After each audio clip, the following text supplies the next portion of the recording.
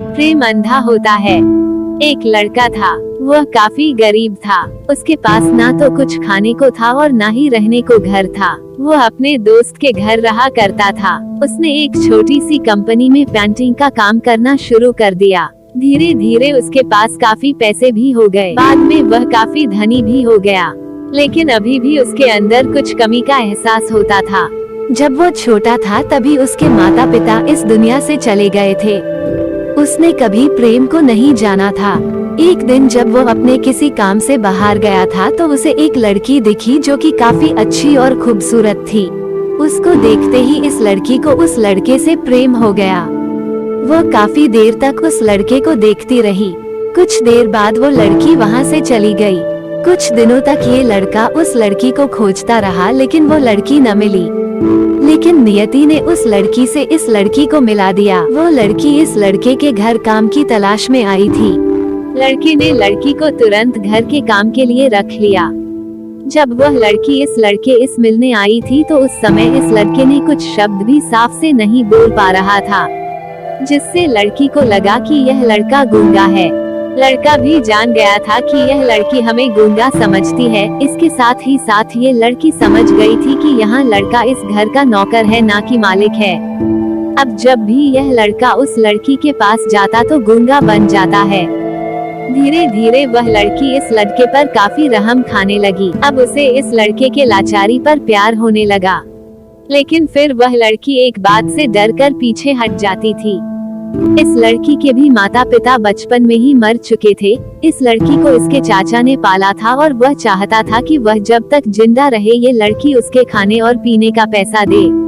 लड़की का प्रेम हद से भी बाहर जाने लगा।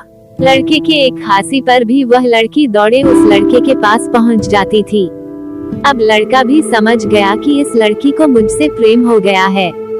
लड़का भी बहुत ज्यादा उस लड़की से प्रेम करता था। उसने पहले लड़की के बारे में सब कुछ पता किया।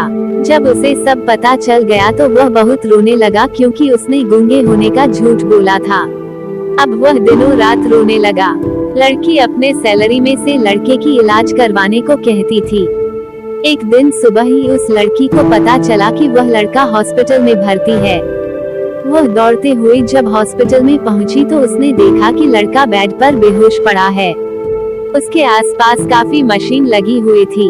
जब लड़की डॉक्टर के पास पहुंची तो वहां पर डॉक्टर ने उसे बताया कि लड़का अब बोल नहीं सकता है। उसने अपनी जीभ को कटाने की कोशिश की। इसके साथ ही उस डॉक्टर ने उस लड़की को एक पत्र दिया। उस पत्र में लिखा था, मैं एक काफी धनी लड़का हूँ। जिस घर में तुम काम करती हो उस घर की मालिक मैं ही हूँ। लेकिन इसके साथ ही मैंने तुमसे एक बहुत बड़ा झूठ बोला है कि मैं एक गूंगा हूँ।